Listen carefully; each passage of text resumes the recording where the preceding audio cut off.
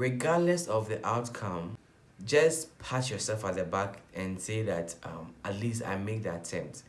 The fact that they will never be bounced, how can a lady bounce then? I was like, rejection is part of life. The insults this girl rained on me, like, yes, like.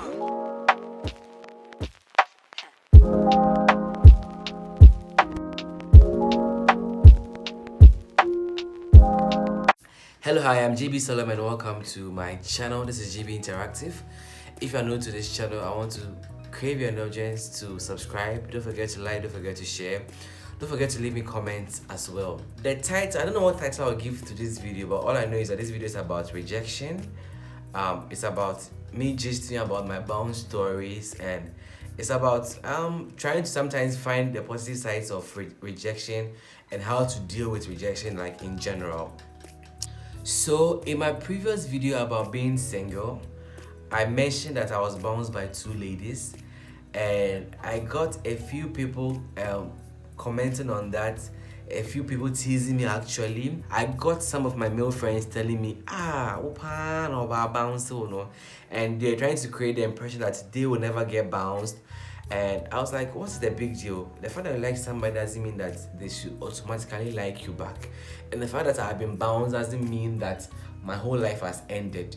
And it got me thinking that it seems that a lot of people, not guys, a lot of people have issues with being rejected. If you grew up and know was something that wasn't said to you very often, you might grow up with that entitlement. You might grow up feeling that everything must be given to you on a silver platter. You shouldn't have to stress for anything. But now let's talk about the bounces.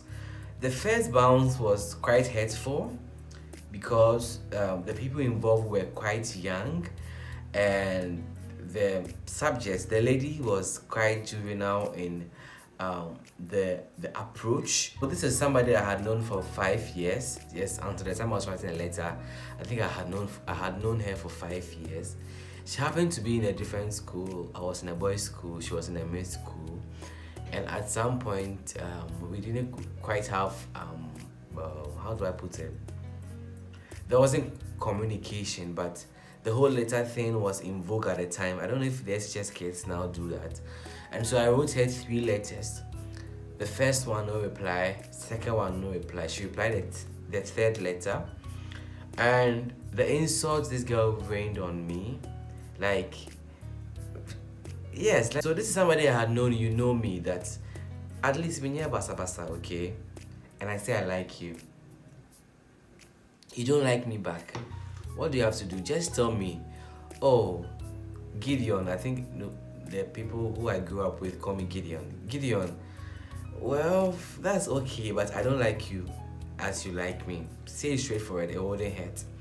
But you write a whole epistle. Okay, I wrote a letter to you, so you have to reply the letter.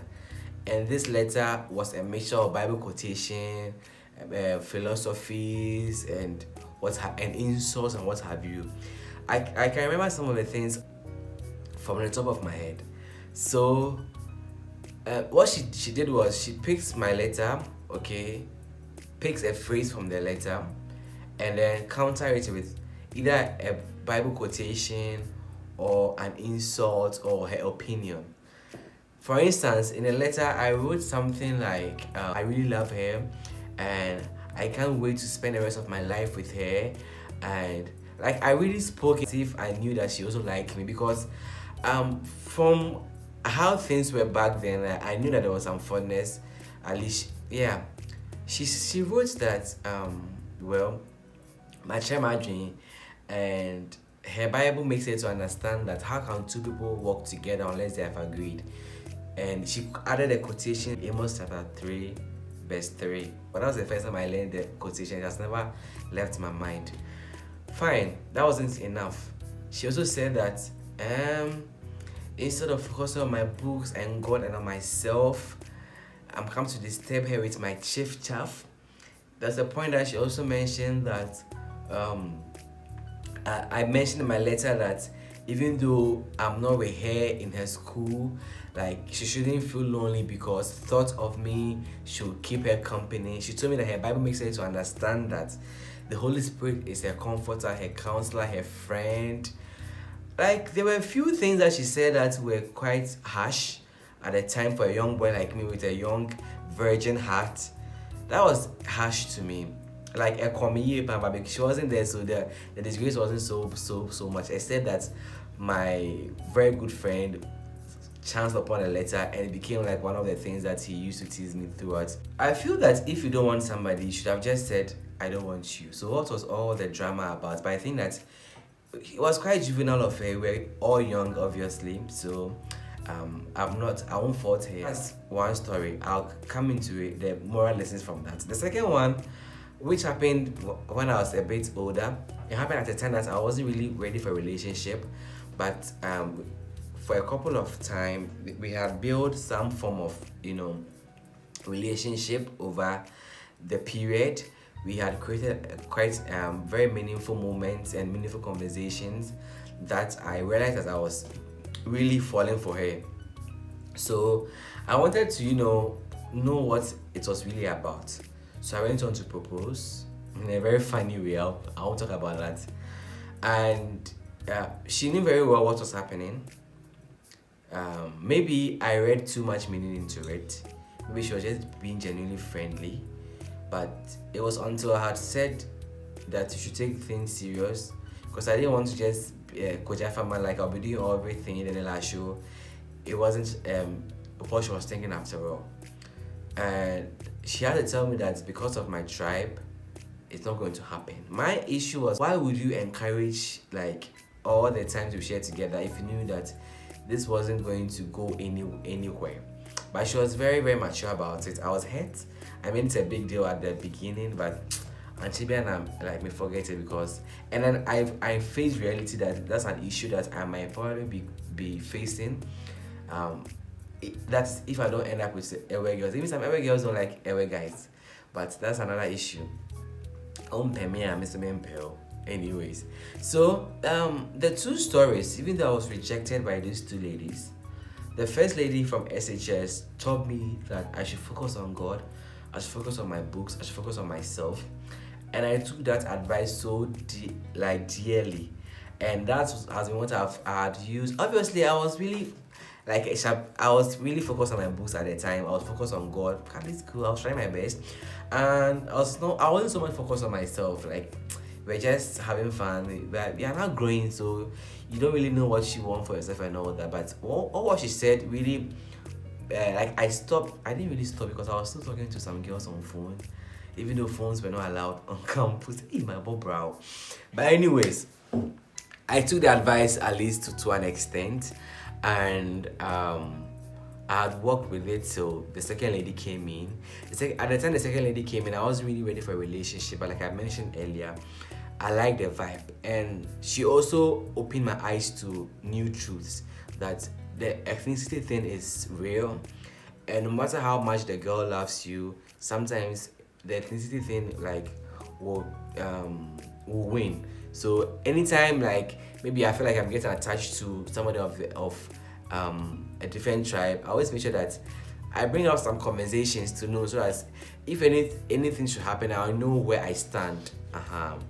But generally, from the comments I got from some of my male friends who watched the video about the part I was bounced, the way they made the whole issue about the fact that they will never be bounced, how can a lady bounce them? I was like, rejection is part of life. Sometimes you win, sometimes you lose. Sometimes you go for job interviews, you don't get it. Sometimes you like somebody, they don't like you back. Sometimes you want to be someone's friend badly and they don't feel their vibe. It doesn't mean that you are a failure. It doesn't mean that you cannot enjoy your life to the fullest. I mean, we move. I want us to talk about how rejection can sometimes be a positive force to propel you to achieve things in life. So from my own story, I took my books more serious after the first lady said she doesn't want me. I was like, well, relationships are not for me. Let me just focus on what is for me. I love the books. So I focused on it. Let me just focus on my God. I took YCA serious. Sometimes, SU serious, and those things really paid off to where I am now. The second one to also open my eyes to reality. Sometimes You get rejected so that you will be knocked back into reality. I was always in denial, saying that this tribe thing is not real. It's like it's for the old generation. But I realized that sometimes the young people want to change that narrative, but the fact that they cannot make some of these life-changing decisions on their own, solely on their own, means that those ethnocentrism and whatever will still play a part. So right now I know like my left from my right. When I feel like I'm falling for a girl who's of the different tribe, I have to make sure that that issue is not going to be an issue for the both of us. When you apply for admission in some schools, you get rejected, sometimes because your grades are bad. So what should you do? I have friends that they didn't get medical school earlier because of their grades, so they went back to SHS, they wrote it, passed, and now they are in medical school. Some might be doctors now. I also have another friend who was also applying giddy to get scholarship to study abroad for their masters. It never happened. I remember so many times I have to console them, and then lo and behold, they got jobs. And this job that they are doing now, they have to talk to a lot of clients who sometimes reject the offers they give them. Because they have gone through the rejection process already, they know that, oh, these things are part of life. Sometimes, like I mentioned, when you're being rejected from something, it serves as a source of awakening for you, the individual. You now decide to look into things. Why did I get rejected? If it was school, do I have to better the grades? If it was after a job interview, you ask yourself, why is it how I approached, the way I answered my questions? Like, was I too timid? Like, when you get rejected, it gives you room to now improve upon yourself. Sometimes rejections are also good because you can get so complacent in the little that you know, thinking that you are the best of all. You meet a roadblock and you now take another retrospective look into things and into yourself and decide that I'll get better. So rejection does not always like end up being something negative. Another way you can also look at rejection is, regardless of the outcome, just pat yourself at the back and say that at least I made the attempt. There are people who are whiling away their lives and not making any attempts in this life. They're not making any big moves, and comparing you to them, you will build a lot of experience from rejection. You build a lot of experience from meeting different kinds of people. You build a lot of experience from building endurance. Like, I've spoken to people who have always sent like application letters to different companies, and they keep getting rejected. They keep being rejected, but they still keep going, and it has made them build some form of endurance. Like, you keep hearing no's, and now you become immune to the no's, and you keep going and going and going. Always remember the first reason for which you took that step. Okay, let that passion, that initial passion, always linger. Another way you can see rejection in a positive light is the fact that most of the times the comeback is stronger. Okay, the comeback is always stronger. I know another person. I don't want to put gender on them because I don't want to, give too much away. Who belonged to a choir that I belonged to. This person always tried songs to lead the songs and was never given, was always rejected, it was always given to other gurus in the group. Those moments of rejection caused the person to constantly work upon themselves, and the first time they actually did something, or the first time they actually sang was on a very big stage, being watched by like a mammoth crowd, like a large group of people. And I always use that story to advise a lot of people about how hard work sometimes pays, about how sometimes being turned down and getting the nose can sometimes pay off because it pushes you to your limit, pushes you to do better. Anytime rejection comes and you find it difficult in dealing with it, always remember the very reason for which you took the step. Let that always be a source of motivation, because sometimes it can really get frustrating, honestly. Another way that you can deal with rejection is that you always understand that you are capable. Because sometimes you are being rejected because to the people you are not good enough, and sometimes there's a level of truth in that. Another way you can deal with rejection is that always understand that it's not always about you. Sometimes you are rejected not because you perform badly, but because maybe at the workplace somebody brought protocol and another person was picked. So if you go about always sulking and thinking less of yourself, making this affect your confidence and your self-esteem, you might be like hurting yourself for the wrong reasons. Sometimes rejections are not even about you. Sometimes you're rejected not because you are bad at what you do or you didn't perform, but because some other unseen forces might have worked against you. Another way you can also deal with rejection is that, you know, sometimes when you're rejected, like a lot of times, you tend to now always expect the worst out of everything, because you've always been told no, because you've always not had a chance to get everything that you've ever wanted come to happen in your life. You decide as well, life is messed up anyway, so you no longer have hope in life. Always have the mindset that this time might be the breakthrough. This time might be the time that your story changes. This time might be the time that something good comes out of it. This time might be the time that you have a positive outcome. So the more you get rejected, you should always encourage yourself that this is probably the last time that I'll be rejected. And I want to know in the comment section below, have you been rejected on anything at all in this life? How do you deal with it? Maybe somebody might relate to how you deal with yours and how I dealt with mine. Don't forget to leave me a comment, don't forget to share, don't forget to come back for more. I host conversations on Clubhouse, usually on issues I discuss on this channel and other random stuff as well. I'll leave the link in the description below. I also would like to send you a notification via WhatsApp as well. I leave my WhatsApp contact in the description below as well. Don't forget to subscribe if you haven't, and thanks for watching. Bye.